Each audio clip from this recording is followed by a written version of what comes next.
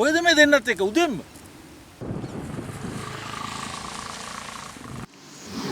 බොකරුන්නේ බ්‍රොකරුන්නේ අපේ ජීවානන්ද පුතාට පින් අයිතිෙන්නේ කියලා අපි ලොකු පින්කමක් කරානේ. දැන් ආයිත් උදේ යනවා පන්සලට යනවා. ඔව්. පරාදිනේ මාත් දන්නවනම් එනවනේ. නායක හාමුදුරු මේ දෙක කතා කරාම නායක හාමුදුරු කිව්වා ඊයේ රෑම තියමු කියලා. ඒකින්ද කාටවත් කියන්න බැරි වුණා. එහෙනම් ඒක වෙන්නේ. අනිත් එක බොකරయ్యා මේ මාර්සිංහ අයියත් එක්ක පොඩ්ඩක් හිත හොඳමතිකමින් හිටියේ. ඒකත් ටිකක් බලපෑවා. පිස්සුද මල්ලි මම ඕවා හිතේ තියන් ඉන්න මිනිහෙක් නෙමෙයිනේ. ඒ අනික අපි තව කොච්චර කාලයක් ජීවත් වෙනවද? ඒක තමයි. අපිට තරහ වෙලා ඉන්න කාලයක් නෑනේ. නේද? බොකරුන්නේ අපි මේ කතා කර ඉන්නේ නැතුව අපි පන්සලට යමුද? උතර කට්ටඩුන්නේ පන්සල ළඟ ඉන්නවා කිව්වා. මේ දැන් කෝල් කළා පරක්කු කියලා අපි යමුද? හරි. ය මාත් එන්න පන්සලට. යා.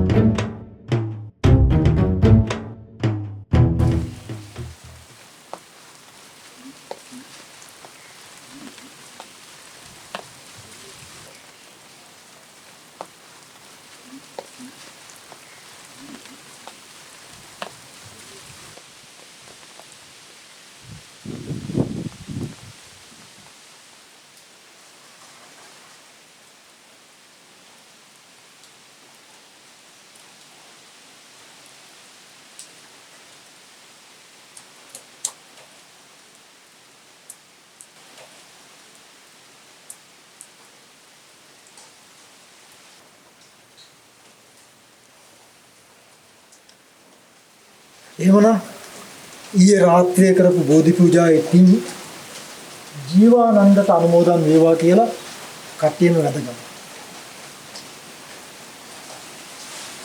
නමෝ තස්ස භගවතු වරහතු සම්මා සම්බුද්දස්ස නමෝ තස්ස භගවතු වරහතු සම්මා සම්බුද්දස්ස නමෝ තස්ස භගවතු වරහතු සම්මා සම්බුද්දස්ස.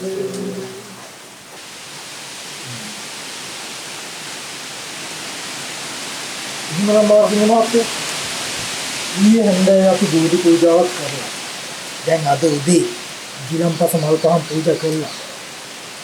ඔබතුමාගේ අක්කගේ පුතා ජීවානන්ද මහත්මයාගේ ආත්මයට පින් අනුමෝදන් වෙන්න කියලා යහපත් ප්‍රාර්ථනාවක් කළා. අනේ මම හිතන්නේ අපේ කටයුතු ඔක්කොම සාර්ථකයි. අපි යමු. අනේ අහිංසක දරුවා මගේ අක්කගේ පුතා. ඒ පුතාට හොඳක්ම වෙන්න ඕනේ. මාර්සිංහ අයියේ දැන් අපේ නායක හාමුදුරුවෝ කිව්වනේ ඊයේ කරපු බෝධි පූජාවෙන් මේ දරුවට ලොකු සතක් වෙයි කියලා. ඒකින්ද හිත ටිකක් හදාගන්න. මාර්සිංහ අයියේ අම්මා අප්පා නැති අහිංසක දරුවා මගේ අක්කගේ දරුවා.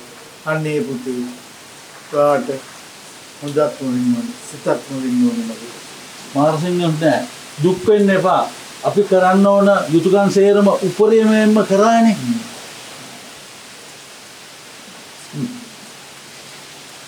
මම මේ වහිනකොටත් මම දැනගත්තා අපේ පූජාව සාර්ථක වුණා කියලා. මාර්සිංහ නෑ කිසි දෙයකට බය වෙන්න එපා. පුතාට හොඳම සතක් වෙලා තියෙනවා. අර බලන්න ජීවානන්ද ඇවිත් ඉන්නවා.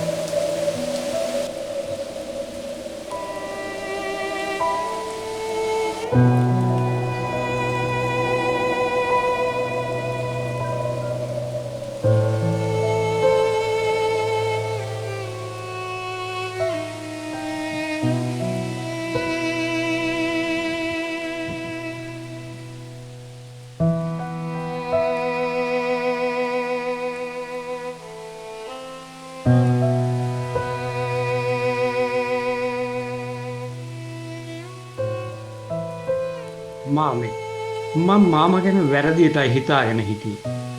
මගෙන් වරදක් වුණා නම් මට සමා වෙන්න.